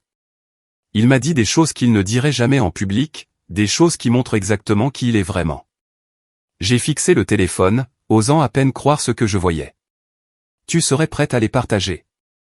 Je serais prête à faire plus que ça, a dit fermement Meredith. Je serais prête à témoigner si ça en arrive là. À témoigner officiellement sur ce que j'ai observé, ce que j'ai entendu. Blake est mon frère et je l'aime, mais ce qu'il t'a fait est impardonnable. Et si je ne parle pas maintenant, il le fera à quelqu'un d'autre. Pour la première fois depuis que j'avais entendu ce mémo vocal, j'ai senti des larmes me piquer les yeux. Mais ce n'étaient pas des larmes de douleur ou de rage. C'étaient des larmes de soulagement. Je n'étais pas seul dans cette affaire. La propre sœur de Blake était prête à se tenir à mes côtés, à m'aider à m'assurer qu'il subirait les conséquences de ses actes. Il y a autre chose, a dit doucement Meredith. Quelque chose que tu devrais savoir sur le passé de Blake. J'ai levé les yeux vers elle, attendant. Tu n'étais pas la première, a-t-elle dit, sa voix à peine plus haute qu'un murmure. Il y avait une fille à l'université, Rebecca. Ils sont sortis ensemble pendant environ un an et vers la fin, elle a changé. Elle est devenue silencieuse, renfermée. Elle a rompu avec lui, soudainement, sans dire à personne pourquoi. À l'époque, nous pensions tous qu'elle faisait juste sa comédie, que peut-être elle avait trouvé quelqu'un d'autre. Mon sang s'est glacé. Mais maintenant, je pense que Blake fait ça depuis des années, a dit Meredith. Je pense qu'il a un schéma, trouver des femmes fortes et confiantes et les briser systématiquement jusqu'à ce qu'elles ne soient plus que des ombres d'elles-mêmes. Et puis, quand il s'ennuie de ce qu'il a créé, il les jette et passe à quelqu'un de nouveau. Les implications m'ont frappé comme un coup physique. Je n'étais pas la première victime de Blake. Il y en avait eu d'autres avant moi, et s'il n'était pas arrêté, il y en aurait d'autres après moi. J'ai essayé de trouver Rebecca, a poursuivi Meredith. De la contacter, de voir si elle serait prête à parler. Mais elle a complètement disparu des réseaux sociaux, a changé de nom, a déménagé à l'autre bout du pays. C'est comme si elle essayait d'effacer toute trace de qui elle était. Ou comme si elle se cachait de quelqu'un qui l'avait détruite si complètement qu'elle ne pouvait supporter d'être trouvée. Nous devons l'arrêter, ai-je dit, et ma voix était plus forte qu'elle ne l'avait été depuis des mois. Nous devons nous assurer qu'il ne pourra plus faire ça à personne d'autre. Meredith a hoché la tête. Je sais. Et je pense savoir comment. Elle s'est penchée en avant, baissant la voix, même si le café était assez bruyant pour que personne ne puisse nous entendre. L'entreprise de Blake n'enquête pas sur lui seulement à cause de ta plainte, a-t-elle dit. Il y a eu d'autres plaintes. Des rumeurs sur son comportement avec des collègues féminines, des questions sur sa conduite lors d'événements d'entreprise. Ton courriel n'était que la dernière pièce du puzzle dont ils avaient besoin pour agir. Comment sais-tu ça? Parce que je connais quelqu'un qui y travaille. Une amie de la fac de médecine dont le mari est associé chez Hartwell. Elle m'a parlé des chuchotements, des inquiétudes qui s'accumulent depuis des mois. Blake pense qu'il a été subtil, mais apparemment il n'a pas été aussi prudent qu'il le pensait. C'était mieux que ce que j'osais espérer. Blake ne subissait pas seulement les conséquences de ce qu'il m'avait fait. Il subissait les conséquences d'un schéma de comportement qui s'était accumulé depuis des mois, peut-être des années. Que as-tu besoin de moi, ai-je demandé. Continue de faire ce que tu fais, a dit Meredith. Continue de dire la vérité. Continue de refuser d'être réduite au silence. Et le moment venu, quand ils auront besoin de témoins, quand ils auront besoin de preuves, sois prête à te présenter au tribunal et à raconter ton histoire. Et tu seras à mes côtés. Je serai à tes côtés, a-t-elle dit fermement. Blake est mon frère, mais tu es la victime ici. Et je serai damné si je le laisse détruire la vie d'une autre femme juste parce que j'étais trop lâche pour parler. Nous sommes restés assis en silence un moment, le poids de ce que nous planifions s'installant entre nous. Il va être furieux quand il découvrira que tu m'aides, ai-je dit finalement. Le sourire de Meredith était sombre. Qu'il soit furieux. J'ai passé trop d'années à trouver des excuses au comportement de Blake, à me dire que ses problèmes n'étaient que du stress ou de l'immaturité ou de la malchance. Mais la vérité, c'est qu'il est devenu quelqu'un de dangereux, quelqu'un qui blesse les gens et les blâme ensuite d'être blessé. Elle s'est levée, rassemblant son manteau et son sac à main. Je t'enverrai des copies des enregistrements ce soir, a-t-elle dit. Et je commencerai à contacter d'autres personnes qui pourraient avoir des informations. Des amis de l'université, d'anciens collègues, quiconque aurait pu voir des signes de ce schéma. Meredith, ai-je dit alors qu'elle se tournait pour partir. Merci de me croire. De m'aider. De me voir. Ses yeux se sont à nouveau remplis de larmes. J'aurais dû te voir plus tôt, a-t-elle dit. J'aurais dû te protéger quand j'en avais l'occasion. Mais je vais m'assurer que Blake n'aura plus jamais l'occasion de blesser quelqu'un d'autre comme il t'a blessé. Après son départ, je suis restée assise dans le café pendant un long moment, digérant tout ce qui venait de se passer. La propre sœur de Blake travaillait maintenant contre lui. Son entreprise enquêtait sur lui pour un schéma de comportement, pas seulement pour ma plainte isolée. Il y avait des enregistrements de lui révélant sa vraie nature, des témoins qui avaient vu les signes d'abus. La toile que j'avais commencé à tisser ce matin-là devenait plus forte, plus complexe, plus inéluctable. Mais je n'avais pas encore fini. Loin de là. J'ai sorti mon téléphone et j'ai commencé à taper un nouveau courriel. Celui-ci était destiné à Rebecca, la petite amie de Blake à l'université. Meredith n'avait peut-être pas réussi à la trouver, mais j'avais des ressources qu'elle n'avait pas. J'avais une motivation qu'elle ne pouvait égaler. Et j'avais le sentiment que Rebecca attendait depuis des années que quelqu'un lui pose les bonnes questions. Blake Hernandez pensait qu'il pouvait détruire les femmes et s'en tirer sans dommage. Il pensait que ses victimes resteraient silencieuses, brisées, cachées. Il était sur le point d'apprendre à quel point il avait tort. 3 jours plus tard, le monde de Blake a commencé à s'effondrer pour de bon. Je me suis réveillé dans ma chambre d'hôtel avec 17 appels manqués et 43 messages textes. Pas de Blake cette fois, mais de numéros que je ne reconnaissais pas. La nouvelle se répandait plus vite que je ne l'avais prévu, et les gens choisissaient leur camp. Le premier appel que j'ai retourné était de Catherine Walsh de Hartwell & Associates. « Mademoiselle Sébastien » a-t-elle dit, sa voix professionnelle mais chaleureuse. « Merci d'avoir pris mon appel. Je voulais vous mettre au courant de notre enquête sur la conduite de Monsieur Hernandez. » Je me suis redressé, mon cœur battant la chamade. « Bien sûr. Sur la base de votre plainte et de plusieurs autres qui ont été révélées, nous avons décidé de mettre fin à l'emploi de Monsieur Hernandez, avec effet immédiat. Nous avons également signalé nos conclusions aux autorités compétentes, car certaines des allégations suggèrent un comportement criminel. Comportement criminel. Les mots m'ont glacé, mais ont aussi provoqué une vague de satisfaction. Blake faisait enfin face à de réelles conséquences. Je veux que vous sachiez, a poursuivi Catherine, que votre courage en vous manifestant a donné à d'autres femmes la force de parler. Sans votre plainte initiale, nous n'aurions peut-être jamais découvert toute l'étendue de l'inconduite de Monsieur Hernandez. D'autres femmes, au pluriel. Blake avait été occupé. Pouvez-vous me dire quelque chose sur les autres plaintes, ai-je demandé. Je ne peux pas partager de détails, mais je peux vous dire qu'elle brosse un tableau cohérent d'un homme qui utilise sa position et son charme pour manipuler et contrôler les femmes. Votre expérience, malheureusement, n'était pas unique. Après avoir raccroché, je suis resté assise dans un silence stupéfait. J'avais su intellectuellement que Blake avait probablement d'autres victimes, mais l'entendre confirmer était différent. Cela rendait son traitement de moins personnel et plus calculé. Il ne m'avait pas brisé parce que j'étais faible ou imparfaite, mais parce que c'est ce qu'il faisait. C'était son schéma, sa méthode, son choix. Le deuxième appel venait de l'inspectrice Maria Santos de l'unité des victimes spéciales du NIPD. Mademoiselle Sébastien, je comprends que vous ayez porté des allégations contre Blake Hernandez concernant la violence domestique et l'abus psychologique. J'aimerais fixer un moment pour parler avec vous de la possibilité de porter des accusations formelles. Des accusations formelles. Les mots ont fait trembler mes mains, mais pas de peur, d'anticipation. Oui, ai-je dit sans hésitation. J'aimerais beaucoup. Nous avons fixé un rendez-vous pour le lendemain, et l'inspectrice Santos a mentionné qu'elles avaient déjà reçu des plaintes similaires de 2 autres femmes. Le château de cartes de Blake s'effondrait plus vite que je ne l'avais espéré. Mais l'appel le plus satisfaisant est venu d'un numéro inconnu avec un indicatif régional de Californie. Est-ce Aria Sébastien?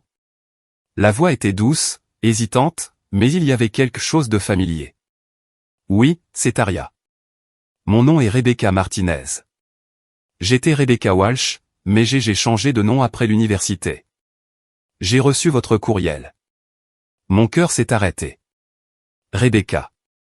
La petite amie de Blake à l'université. Celle qui avait disparu si complètement que même sa sœur ne pouvait la trouver. Rebecca, ai-je soufflé. Merci d'avoir appelé. Je n'étais pas sûr que vous le feriez. J'ai failli ne pas le faire, a-t-elle admis. J'ai passé 8 ans à essayer d'oublier que Blake Hernandez a jamais existé. Mais quand j'ai lu votre courriel, quand j'ai vu qu'il vous avait fait ce qu'il m'avait fait, sa voix s'est légèrement brisée. Je ne pouvais plus rester silencieuse. Nous avons parlé pendant 2 heures. L'histoire de Rebecca était déchirante et similaire à la mienne, l'érosion progressive de sa confiance, les critiques constantes déguisées en sollicitude, l'isolement des amis et de la famille, le contrôle croissant et la violence éventuelle. Il m'a cassé le bras, a-t-elle dit doucement. Il a prétendu que c'était un accident, que j'étais tombé dans les escaliers. Mais je savais qu'il m'avait poussé, et je savais que si je restais, ça ne ferait qu'empirer. Pourquoi ne l'avez-vous pas signalé, ai-je demandé doucement. Parce que j'avais 21 ans, j'étais terrifié et convaincu que c'était en quelque sorte de ma faute, a-t-elle dit. Parce qu'il était charmant, populaire et venait d'une bonne famille, et que je n'étais qu'une boursière du mauvais quartier. Qui m'aurait cru? Je vous crois, ai-je dit. Et je pense que beaucoup d'autres personnes le feront aussi. Rebecca est restée silencieuse un long moment. Vous pensez vraiment que nous pouvons l'arrêter? Je pense que nous sommes déjà en train de l'arrêter, ai-je dit. Il a perdu son travail. Il fait l'objet d'une enquête criminelle et sa réputation est en ruine. Mais plus important encore, nous nous assurons que tout le monde sache qui il est vraiment. La prochaine femme qu'il essaiera de charmer n'ira pas à l'aveuglette.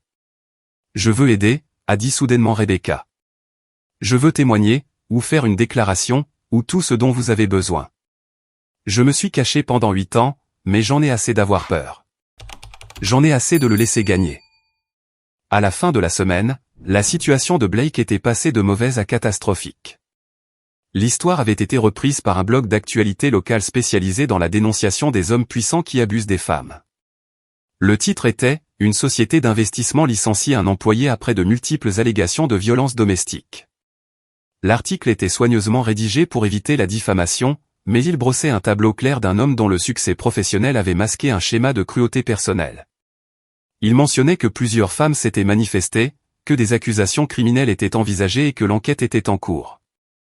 Le profil LinkedIn de Blake a disparu, son Instagram est devenu privé, son compte Facebook a été entièrement désactivé. Mais le coup le plus dévastateur est venu d'une source inattendue, ses propres parents.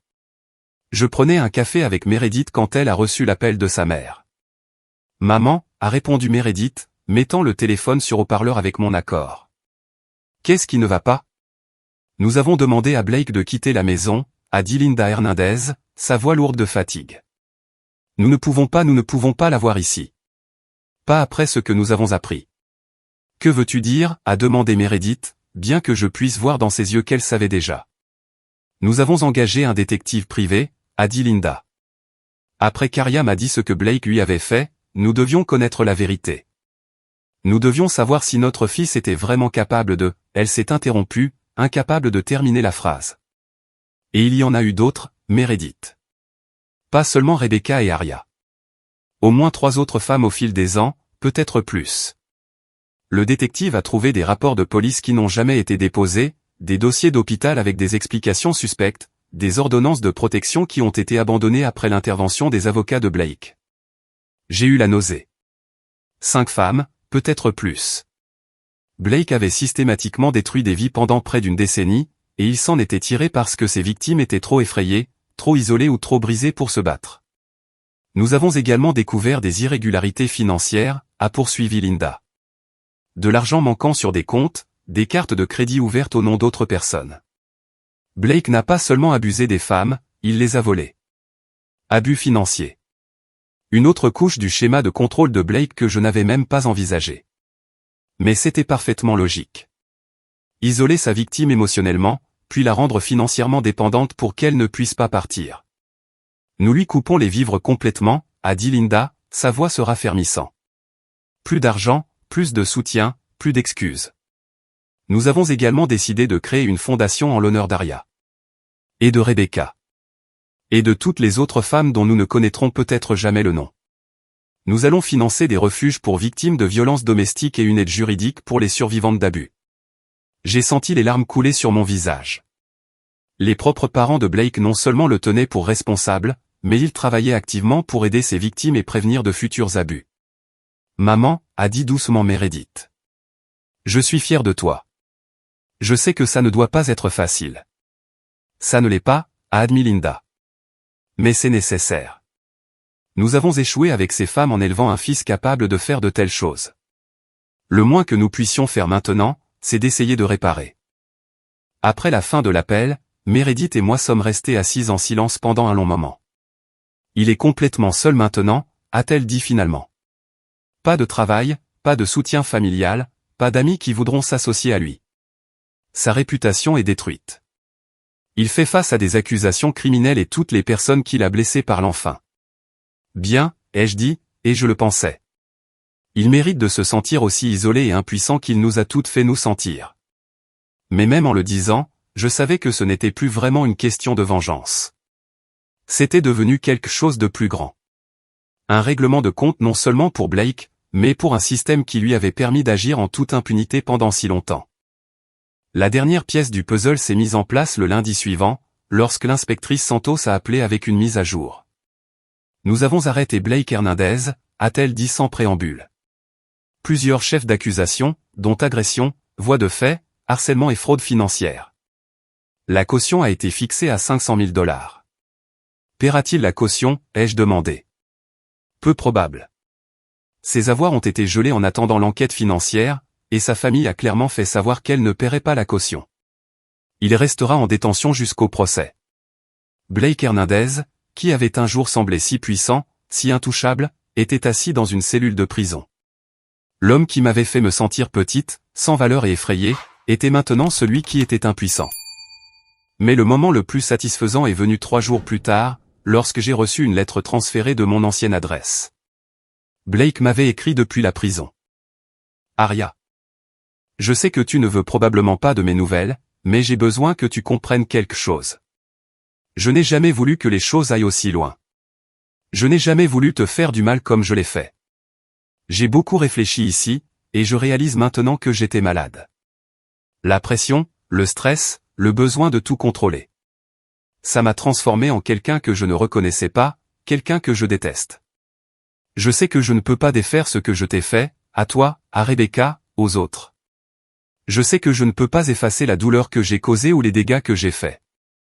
Mais je veux que tu saches que je suis désolé. Je suis tellement, tellement désolé. Je ne m'attends pas à ce que tu me pardonnes. Je ne m'attends pas à ce que tu me rendes visite, que tu me répondes ou que tu me donnes une autre chance. J'ai juste besoin que tu saches que tu as eu raison de partir. Tu as eu raison de parler. Tu as eu raison de t'assurer que je subisse les conséquences. Tu t'es sauvée et tu as probablement sauvé d'autres femmes aussi. Tu es plus forte que je ne l'ai jamais cru. Et je suis désolé qu'il m'ait fallu tout perdre pour le voir. J'espère que tu pourras trouver la paix. J'espère que tu pourras guérir. J'espère que tu pourras redevenir la femme que tu étais avant que je ne te brise. Je suis désolé. Blake. J'ai lu la lettre 3 fois, cherchant des signes de manipulation, des menaces cachées ou des tentatives de me faire culpabiliser. Mais tout ce que j'ai trouvé, c'était ce qui semblait être un remords sincère et une reconnaissance de responsabilité. Ça ne changeait rien. Ça n'annulait pas les mois d'abus ni n'effaçait le traumatisme qu'il avait causé. Mais ça m'a donné quelque chose que je n'attendais pas. Une clôture. Blake Hernandez comprenait enfin ce qu'il avait fait. Il me voyait enfin comme une personne plutôt qu'un objet à contrôler. Et il faisait enfin face aux conséquences de ses choix. J'ai plié la lettre soigneusement et je l'ai mise dans le tiroir de mon bureau. Non pas parce que je voulais la garder comme un souvenir, mais parce qu'elle était la preuve de quelque chose d'important. Les agresseurs pouvaient changer, pouvaient reconnaître leur comportement, pouvaient assumer la responsabilité de leurs actes. C'était trop tard pour Blake et moi, trop tard pour Blake et Rebecca et toutes les autres femmes dont il avait endommagé la vie. Mais peut-être que s'il pensait vraiment ce qu'il avait écrit, il n'était pas trop tard pour qu'il devienne quelqu'un de différent, quelqu'un qui ne blesserait plus jamais une autre femme. 6 mois plus tard, je me tenais dans la salle de bain de mon nouvel appartement, regardant mon reflet dans le miroir. La femme qui me fixait était quelqu'un que je reconnaissais à peine. Non pas parce qu'elle était brisée ou diminuée, mais parce qu'elle était plus forte que je ne l'avais jamais imaginé possible. Mes cheveux étaient plus courts maintenant, coupés dans un style qui me donnait confiance et un air professionnel. Mes yeux étaient clairs et brillants, plus assombris par la peur ou le doute. Les bleus s'étaient estompés depuis longtemps, mais plus important encore, les blessures invisibles qui avaient mis tant de temps à guérir aussi. L'appartement était à moi, vraiment à moi. Je l'avais payé avec l'argent du règlement que la famille de Blake avait insisté pour fournir, malgré ma réticence initiale à l'accepter. Linda Hernandez avait été catégorique sur le fait que c'était le moins qu'il puisse faire. Et j'avais finalement accepté quand j'ai réalisé que l'argent pouvait m'aider à reconstruire complètement ma vie. C'était un petit 2 pièces à Brooklyn avec des murs en briques apparentes et de grandes fenêtres qui laissaient entrer des flots de lumière dorée. Chaque meuble, chaque décoration, chaque détail avait été choisi par moi, pour moi. Les opinions ou préférences de personne d'autre n'avaient influencé mes décisions. Pour la première fois depuis des années, je vivais dans un espace qui reflétait qui j'étais vraiment. Mon téléphone a vibré avec un message de Luna. Prête pour ce soir? Je suis si fier de toi. Ce soir, c'était le lancement de la fondation Linda Hernandez pour les survivantes de violences domestiques, l'organisation que les parents de Blake avaient créée en l'honneur de ses victimes. On m'avait demandé de parler au dîner de collecte de fonds inaugural, de partager mon histoire et d'aider à sensibiliser aux signes subtils d'abus que tant de gens manquent. L'ancienne Aria aurait été terrifiée à l'idée de parler publiquement d'un traumatisme aussi personnel. Mais cette Aria, celle qui avait retrouvé sa voix, qui avait appris à faire confiance à ses propres perceptions, qui avait découvert qu'elle était bien plus forte que quiconque ne l'avait cru, attendait cela avec impatience. J'avais passé des mois en thérapie, travaillant avec le docteur Jennifer Walsh, aucun lien avec la petite amie de Blake à l'université, malgré le nom de famille commun, pour démêler les dommages psychologiques que Blake avait infligés. Ça avait été un travail difficile, plus dur que tout ce que j'avais jamais fait, mais ça en avait valu la peine. Le traumatisme ne vous définit pas, m'avait dit le docteur Walsh lors d'une de nos premières séances. La façon dont vous y répondez, dont vous en guérissez, dont vous l'utilisez pour aider les autres, c'est ça qui vous définit. Et je me définissais maintenant, non pas comme la victime de Blake, mais comme une survivante qui avait trouvé la force de se battre. Le procès pénal avait été difficile, mais finalement satisfaisant. Blake avait plaidé coupable à plusieurs chefs d'accusation en échange d'une peine réduite. 5 ans de prison, suivi d'un suivi psychologique obligatoire et d'une ordonnance de protection permanente lui interdisant de contacter l'une de ses victimes. Rebecca était venue de Californie pour témoigner, et la voir en personne avait été à la fois déchirant et inspirant. Elle était encore fragile à certains égards, faisant toujours face aux effets à long terme des abus de Blake. Mais elle était aussi féroce et déterminée. Nous étions devenus amis, liés par notre expérience commune et notre engagement à nous assurer que Blake ne blesserait plus jamais personne. Il nous a volé des années, avait dit Rebecca après la sentence. Mais il ne volera pas nos avenirs. Les autres femmes qui s'étaient manifestées, 3 de plus, comme l'avait découvert Linda Hernandez, avaient également trouvé leur voie. Nous avions formé un groupe de soutien informel, nous réunissant mensuellement pour prendre des nouvelles les unes des autres et partager des ressources pour la guérison. C'était étrange comme quelque chose de si terrible avait conduit à quelque chose de si significatif. L'abus de Blake nous avait isolés chacune, nous avait fait nous sentir seules et honteuses, mais en parler nous avait connectés d'une manière profonde et durable. J'ai vérifié ma montre et j'ai réalisé qu'il était temps de me préparer pour le dîner. J'avais choisi une robe qui me faisait me sentir puissante. De la soie bleu profond qui faisait ressortir mes yeux, avec une coupe élégante mais pas révélatrice. J'avais réappris à m'habiller pour moi-même, à choisir des vêtements qui me donnaient confiance plutôt que d'essayer d'anticiper l'approbation de quelqu'un d'autre. Alors que je mettais mes boucles d'oreilles, mon téléphone a sonné. L'identifiant de l'appelant affichait un numéro que je ne reconnaissais pas, mais quelque chose me semblait familier. « Allô » ai-je répondu prudemment. « Aria, c'est Marcus Jones, l'ancien colocataire de Blake à l'université. J'espère que ça ne te dérange pas que j'appelle. » Je me suis souvenu de Marcus. Il avait semblé être un type bien les quelques fois où je l'avais rencontré, et je l'avais contacté des mois auparavant dans le cadre de ma campagne pour exposer la vraie nature de Blake. « Bien sûr que non » ai-je dit. « Comment vas-tu ? » « Je vais bien, merci. En fait, j'appelle parce que je voulais que tu saches quelque chose sur Blake et sur ce que tu as fait. » J'ai attendu, ne sachant pas où cela menait. Après que tout est sorti, après l'arrestation et le procès, j'ai commencé à penser à des choses que j'avais vues au fil des ans. Des choses que j'avais ignorées ou minimisées parce que Blake était mon ami et que je ne voulais pas croire qu'il était capable de... Marcus a fait une pause. Eh bien, de ce dont il était capable. Quel genre de choses ? La façon dont il parlait des femmes. La façon dont il décrivait ses relations. J'ai toujours pensé qu'il était juste un gars typique, tu sais, se plaignant de ses petites amies, faisant des blagues qui étaient peut-être un peu méchantes, mais pas sérieuses. Mais avec le recul, je vois que c'était plus que ça. C'était un schéma de manque de respect et de contrôle que j'aurais dû reconnaître. La voix de Marcus était lourde de regrets. J'aurais dû dire quelque chose. J'aurais dû le reprendre quand il faisait ses commentaires ou poser plus de questions quand ses petites amies semblaient changer si radicalement. J'aurais dû être un meilleur ami pour toi, pour Rebecca et pour toutes les autres. Marcus, ai-je dit doucement. Tu ne pouvais pas savoir. Mais j'aurais pu, a-t-il interrompu. C'est ça le truc. Les signes étaient là. J'ai juste choisi de ne pas les voir parce qu'il était plus facile de croire que Blake était un type bien qui disait parfois des bêtises que d'affronter la possibilité que mon ami était un agresseur. Il est resté silencieux un moment, puis a continué. Je voulais appeler parce que je lance un groupe pour les hommes qui veulent apprendre à reconnaître et à interrompre les comportements abusifs. Des hommes qui veulent être de meilleurs alliés, de meilleurs amis, de meilleurs êtres humains. Et je voulais te demander si tu serais prête à nous parler un jour, pour nous aider à comprendre ce que nous devrions rechercher, ce que nous devrions faire différemment. La demande m'a surprise, mais elle m'a aussi rempli d'espoir. Le changement ne devait pas seulement venir des survivantes qui parlaient. Il pouvait venir des témoins qui apprenaient à voir et à agir. Je serais honoré de parler à votre groupe, ai-je dit. Merci de faire ce travail, Marcus. Merci d'être prêt à examiner ton propre comportement et à le changer. Merci à toi d'avoir été assez courageuse pour parler, a-t-il répondu. Tu as sauvé des vies, Arya. Tu le sais, n'est-ce pas? Pas seulement la tienne, mais la vie des femmes que Blake aurait blessées à l'avenir. Après avoir raccroché, je suis resté assise un moment, absorbant ces mots. J'avais sauvé des vies en refusant de rester silencieuse, en refusant d'accepter la version de la réalité de Blake, en me battant avec tout ce que j'avais. J'avais empêché d'autres femmes de vivre ce que j'avais vécu. C'était une responsabilité que je ne prenais pas à la légère, mais c'était aussi une source de force. Ma douleur avait un but maintenant. Mon traumatisme avait été transformé en quelque chose qui pouvait aider les autres. J'ai fini de me préparer et j'ai appelé un taxi pour me rendre à l'hôtel où se tenait le dîner de la fondation.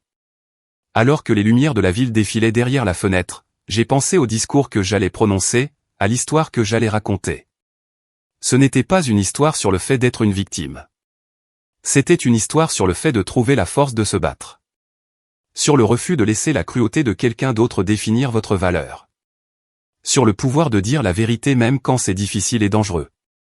C'était une histoire de transformation. Pas seulement la mienne, mais la transformation qui était possible lorsque les gens choisissaient le courage plutôt que le confort, la vérité plutôt que la commodité, la justice plutôt que le silence. La salle de bal de l'hôtel était remplie de gens venus soutenir la mission de la fondation. J'ai vu des visages familiers, Meredith et ses parents, Rebecca et son nouveau petit ami, le docteur Walsh et plusieurs autres thérapeutes qui travaillaient avec des survivantes d'abus, l'inspectrice Santos et d'autres responsables de l'application des lois spécialisées dans les cas de violence domestique. Mais j'ai aussi vu des inconnus, des gens qui avaient été touchés par des histoires comme la mienne, qui voulaient faire partie de la solution, qui croyaient que le changement était possible. Quand ce fut le moment de mon discours, je me suis dirigé vers le podium d'un pas assuré et d'une voix claire. J'ai regardé le public et je n'ai vu ni jugement ni pitié, mais du respect et de l'espoir. Mon nom est Arya Sébastien, ai-je commencé, et je suis ici ce soir non pas comme une victime, mais comme une survivante. Je suis ici pour vous dire que l'abus ne ressemble pas toujours à ce que vous pensez. Il ne laisse pas toujours de cicatrices visibles ou de signes évidents. Parfois, il est subtil, progressif, presque invisible jusqu'à ce qu'il soit trop tard. Je leur ai parlé de Blake, de l'érosion lente de ma confiance, de la façon dont l'amour avait été utilisé comme une arme contre moi. Je leur ai parlé du mémo vocal qui avait tout changé, du choix que j'avais fait de me battre au lieu de disparaître tranquillement. J'aurais pu partir en silence, ai-je dit. J'aurais pu prendre mes morceaux brisés et essayer de les recoller en privé. Beaucoup de femmes le font, et il n'y a aucune honte dans ce choix. Mais j'ai réalisé que mon silence serait la protection de Blake. Ma honte serait son bouclier. Et j'ai refusé de lui faire ce cadeau. J'ai parlé de l'enquête, du procès, des autres femmes qui avaient trouvé leur voie.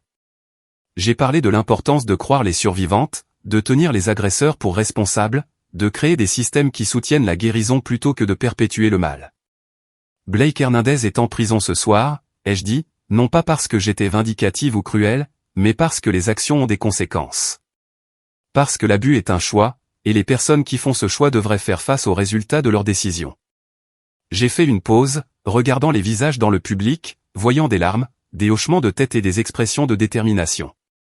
Mais cette histoire ne concerne pas vraiment Blake, ai-je continué. Elle nous concerne tous. Elle concerne le choix que nous faisons lorsque nous voyons quelqu'un être blessé. Regardons-nous ailleurs ou agissons-nous? Elle concerne le choix que nous faisons lorsque quelqu'un nous dit qu'il est victime d'abus. Le doutons-nous ou le croyons-nous? Elle concerne le choix que nous faisons lorsque nous avons le pouvoir de créer le changement. Restons-nous dans notre confort ou faisons-nous ce qui est juste? J'ai parlé de la fondation, du travail qu'il restait à faire, des femmes qui étaient encore piégées dans des situations comme celles que j'avais fuies. Chaque dollar recueilli ce soir servira à aider quelqu'un à trouver sa voie, ai-je dit. Chaque programme que nous finançons donnera à quelqu'un les outils dont il a besoin pour reconstruire sa vie. Chaque refuge que nous soutenons offrira la sécurité à quelqu'un qui pensait n'avoir nulle part où aller.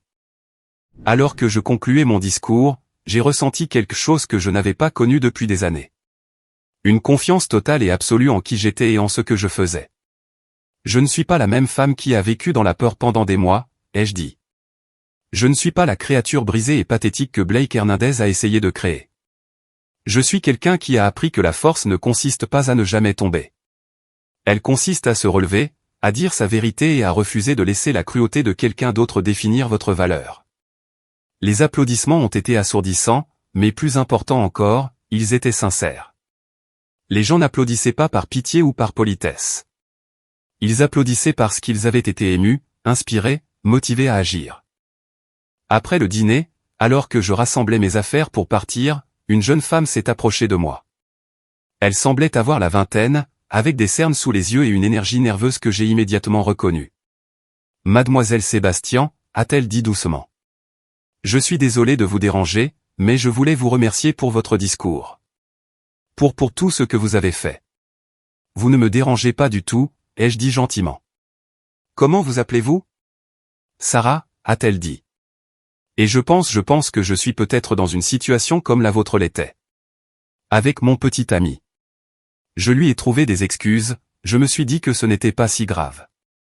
Mais en vous écoutant ce soir, elle s'est interrompue, les larmes remplissant ses yeux. C'est si grave que ça, n'est-ce pas, a-t-elle murmuré.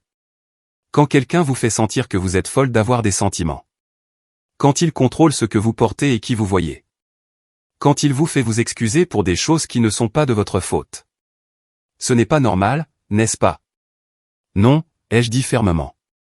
Ce n'est pas normal, ce n'est pas de votre faute, et vous méritez tellement mieux. J'ai passé l'heure suivante à parler avec Sarah, lui donnant des ressources, l'aidant à élaborer un plan de sécurité, la mettant en contact avec des personnes qui pouvaient l'aider. En la regardant s'éloigner avec la carte de visite du Dr Walsh et le numéro d'un refuge local, j'ai ressenti la profonde satisfaction qui vient de savoir que votre douleur a été transformée en un but. C'était pour ça que je m'étais battu. Pas seulement pour moi, mais pour Sarah et toutes les autres femmes qui avaient besoin de savoir qu'elles n'étaient pas seules, pas folles, pas sans valeur. Blake Hernandez avait essayé de me détruire. Mais au lieu de cela, il avait créé quelque chose qu'il n'aurait jamais pu imaginer. Une femme incassable, impossible à faire taire, et absolument déterminée à s'assurer que personne d'autre ne souffrirait comme j'avais souffert.